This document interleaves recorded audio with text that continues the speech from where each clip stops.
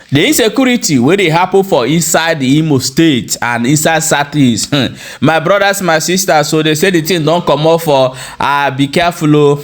As e be like now, they say that all these Fulani herdsmen and the people wey dey carry people wey dey call kidnapper peoples no be small thing o. They say they don empty one 18-seater bus and various locations for inside Igbo land. Na wetin dey go on as we dey talk right now. My people, we go bring some videos to come show una.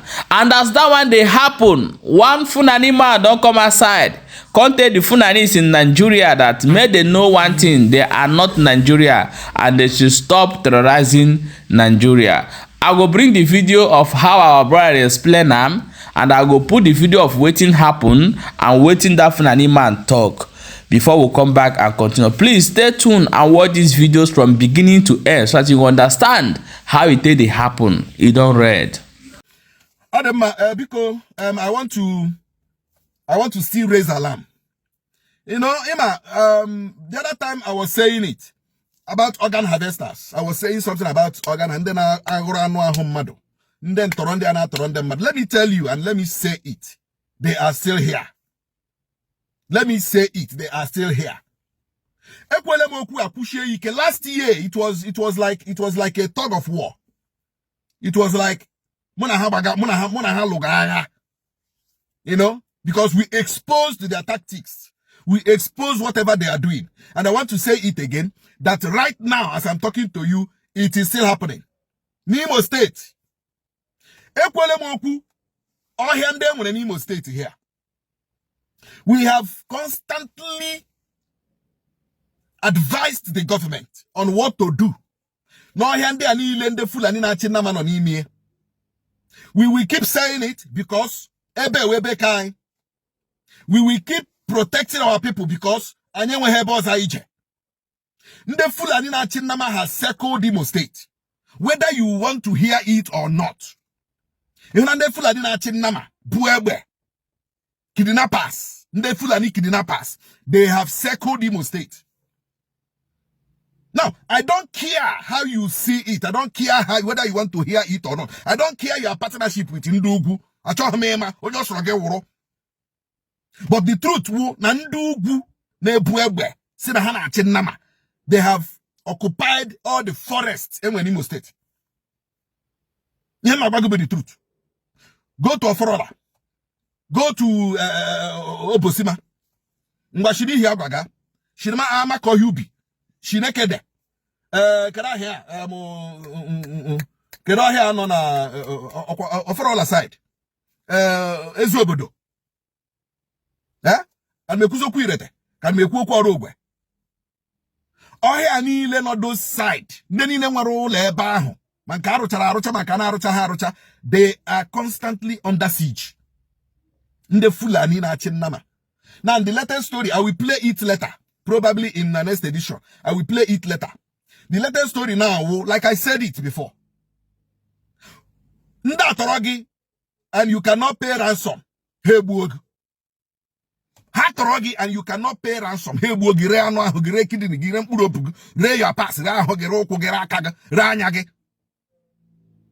2-3 days ago, come went that around the sorry, not the Agua.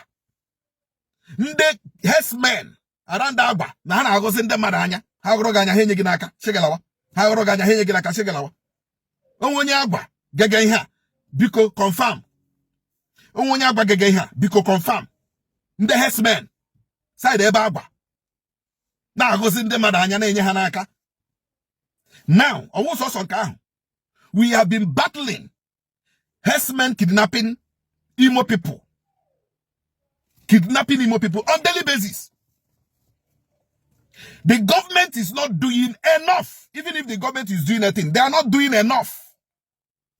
The government of the day in Imo is not doing enough. And that is the truth. That is the truth. Arrest. Detain me illegally. The government of the day is not doing enough to protect Imo lives from herdsmen kidnappers. And that is the truth. And nothing but the truth. Anya ekwuole ya ekwukwasa. Ndị agha nwere helicopter ha na-eji efegharị. They should perambulate and fly over all the forest.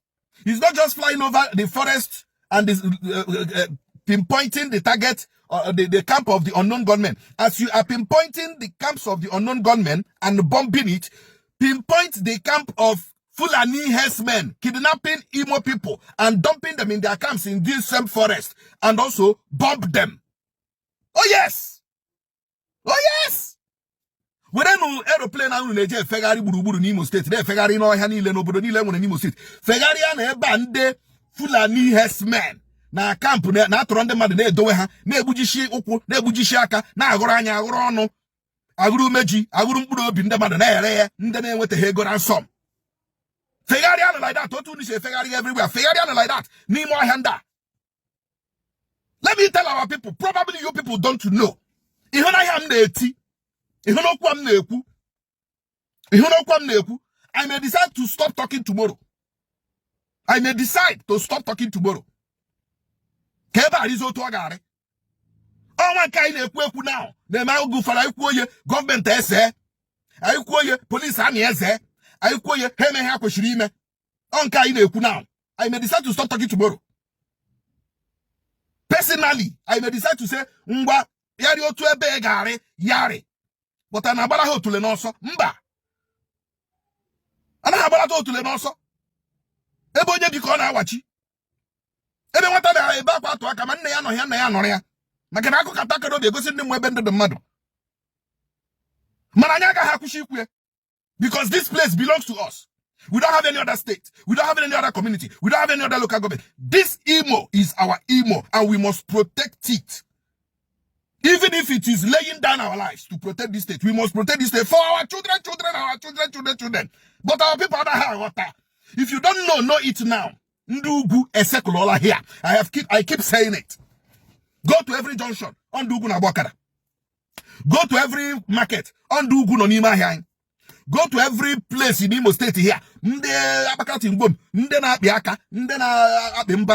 see them, you think they don't know what they are doing. They are circling this state. They know every estate in this state. They know every community in this state. They know everywhere in Imo State. I had things. I had things. They have circled us. If you people don't know.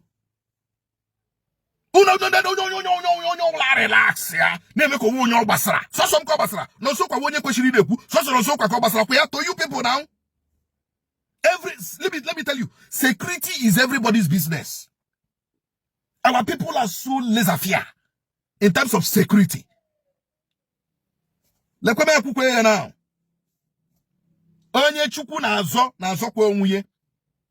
If the government is not providing enough security, provide security for yourself. It is important. Secure yourself the much you can and allow God the rest. If you don't know it today. One day gaganga gehunde Fulani makburudia. Gehundugu makburudia. Gehunama makburudia. Gehukwe haji makburudia. I am raising this alarm because it is of very importance to us as Ndimo and as Ndibo. By tomorrow, I will play the voice notes of what have been happening. So that you know what it is still happening.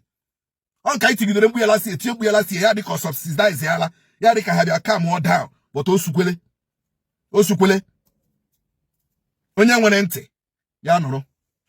Thank you. 25. This is happening along Agba Ejime Crew Road. The kidnapper just kidnapped all the passengers in this bus. The car bus and the Zoom now. This bus and Abia. Kidnappers just to empty the passengers. Happen only one woman and the driver. The car bus on Abia. I just keep my the woman on the back. It is happening today, 3rd of January 2025.